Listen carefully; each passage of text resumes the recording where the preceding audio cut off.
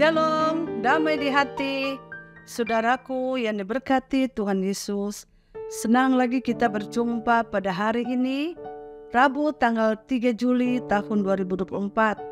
Saya percaya dan imani ada sukacita kita menikmati hari berkat Tuhan ini. Karena itu marilah kita isi hari ini dengan belajar firman Tuhan lewat renungan harian keluarga. Tapi sebelumnya mari kita satu di dalam doa. Ya Bapa kami yang bersemayam dalam kerajaan sorga, kami mengucap syukur dan berterima kasih kepadamu, karena Engkau Bapa di dalam Yesus Kristus dan Roh Kudus selalu menyertai, mendampingi, menemani kami hari demi hari, sehingga kami boleh berada di hari Rabu ini, tanggal 3 Juli tahun 2024, dalam keadaan diberkati. Oleh sebab itu ya Bapa Surgawi, saat ini sebelum kami menunaikan tugas pekerjaan pelayanan kami rindu hati kami diisi oleh terang firman Tuhan yang dapat menuntun membimbing kami. Oleh sebab itu ya Bapa, kuasai kami dalam Roh Kudus-Mu dan kami mohon pengampunan-Mu dalam nama Yesus Kristus. Amin. Mari bersama-sama kita membuka bagian bacaan Alkitab pada hari ini dalam 1 Korintus pasal 6 ayat 16 dan ayatnya yang ke-17. Demikian bunyinya. Atau tidak tahukah kamu bahwa siapa yang mengikatkan dirinya pada perempuan cabul menjadi satu tubuh dengan dia? Sebab demikianlah kata Nats, keduanya akan menjadi satu daging. Tetapi siapa yang mengikatkan dirinya pada Tuhan menjadi satu roh dengan Dia.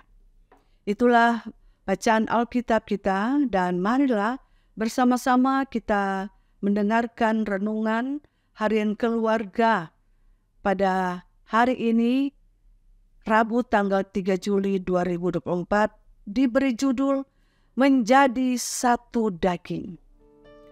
Keluarga Kristen yang dikasihi dan diberkati Tuhan Yesus Kristus, apakah tujuan wanita dan pria menikah? Jika jawabannya untuk bahagia, maka kenyataan menikah adalah perjuangan, bukan hanya melewati suka, tetapi juga duka, bersama oleh dua pribadi yang berbeda karakter, kadang berbeda pendapat. Sehingga tujuan menikah bukan untuk menjadi berbahagia, tetapi untuk saling membahagiakan dalam segala situasi.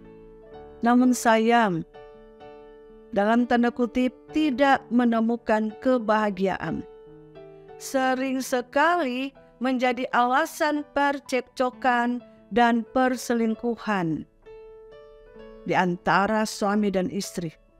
Jika kita hanya mencari kebahagiaan dalam menikah, kita tidak akan menemukannya, sebab kebahagiaan haruslah diciptakan bersama dan tidak datang dengan sendirinya. Saling terbuka, saling menerima, terus terang dalam segala hal. Karena berselingkuh dengan siapapun dan berapa kali pun tidak akan cukup jika yang kita cari hanyalah kesenangan. Sebab bersama dengan siapapun pasti akan ada perbedaan dan perselisihan pandangan dan kehidupan. Keluarga Kristen yang dikasihi dan diberkati Tuhan Yesus, bagi Tuhan Allah, hubungan pernikahan sangatlah penting.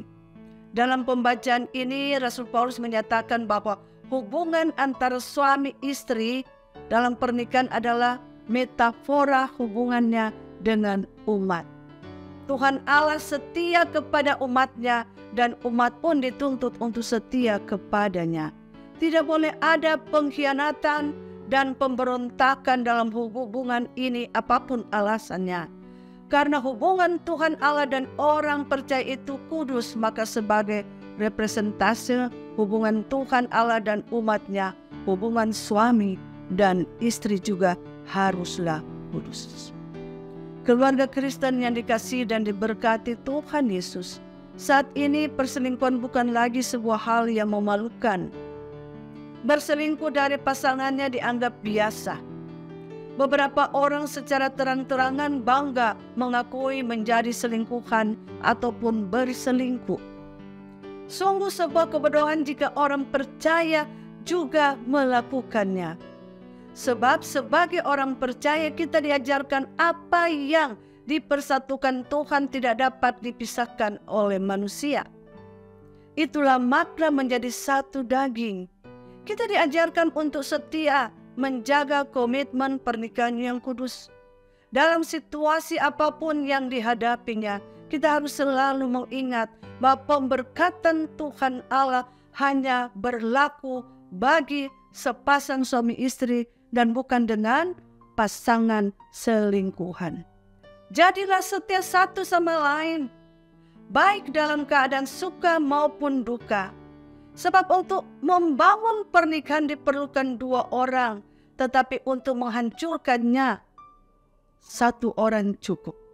Saudara-saudara yang kekasih, setiap manusia berbeda, baik laki-laki bahkan pun perempuan. Ada kekurangan, ada kelebihan, baik pasangan laki-laki bahkan perempuan. Tetapi marilah kita memperkaya, memperlengkapi satu dengan yang lain, menerima kelebihan dan kekurangan dari masing-masing pasangan kita. Karena tidak ada yang sempurna. Guna apa ketika kita berpacaran, hanya kita memutuskan untuk menikah, akhirnya kita melakukan hal-hal yang benar-benar di luar alam pikiran pasangan kita, suami dan istri, yaitu berselingkuh. Jauhkan dalam kehidupan bakti rumah tangga bagi umat Kristen, pasangan Kristen, karena ini juga seperti hubungan antara Tuhan Allah bersama manusia atau jemaat umat, untuk saling melengkapi, saling menerima, dan juga kiranya Tuhan Allah akan membetulkan kembali bakti rumah tangga yang senantiasa dihadapi dengan segala persoalan. Tuhan Yesus memberkati menyertai kita semua sekarang dan selalu. Amin. Mari bersama-sama kita satu di dalam doa. Tuhan Yesus Kristus Juru Selamat hidup kami. Kami bersyukur dan berterima kasih lewat terang firman Tuhan pada saat ini. Di zaman ini ya Bapa, begitu banyak tantangan, rintangan, cobaan, godaan. Ketika dalam memasuki bahtera rumah tangga, pasangan suami istri yang telah diteguhkan dan diberkati oleh Tuhan Yesus Kristus.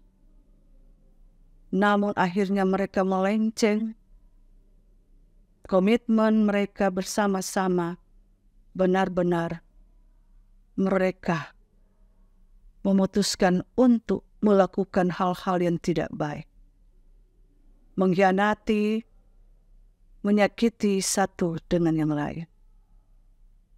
Ya Bapa, kami memohon padamu, Engkau utuhkan dan Engkau Tuhan satukan kembali bakti rumah tangga, jemaat umat Kristen, dan biarlah mereka bisa menerima kelebihan kekurangan satu dengan yang lain. Saling memaafkan, saling mengampuni dengan dasar kokoh kuat, tidak akan melihat lagi latar belakang kehidupan, dosa kesalahan yang dilakukan oleh pasangan masing-masing. Tuhan tolong sertai kami semua jemaat kami Maranatha Paselatan kolom 1 sampai kolom 27. Jaga dan lindungilah, diberkati segala pekerjaan, usaha, bisnis yang sedang ditekuni oleh jemaat. Demikian juga mereka yang sakit Engkau pulihkan dan sembuhkan. Pemerintah bangsa dan negara, Tuhan tolong sertai mereka. Bahkan gereja Tuhan sertai dalam tumbuh kembang, menyebarkan, menyampaikan kabar sukacita. Badan pekerja, Engkau sertai badan pekerja Majelis Sinode, wilayah, dan jemaat kami Maranatha Selatan, pelayan khusus, dan perangkat pelayanan gereja Tuhan. Di dalamnya, tim multimedia, Tuhan sertai mereka. Di dalam mereka menyiarkan firman Tuhan lewat channel YouTube Maranatha Selatan. Oleh sebab itu ya Bapa, biarlah firman Tuhan senantiasa dikobarkan, disebarkan, disampaikan dimanapun. Kuatkan kami, mampukan kami dalam menghadapi semua hidup ini bersama Kristus Yesus. Ampuni dan kasihani kami Bapa, dalam nama Yesus Kristus, haleluya. Amin. Demikian renungan harian keluarga pada hari ini. Jangan lupa ya untuk like, share, dan ikuti terus channel YouTube Jemaat Kami Maranatha Selatan. Selamat beraktivitas, kiranya Tuhan Yesus memberkati kita sekalian. Shalom, damai di hati.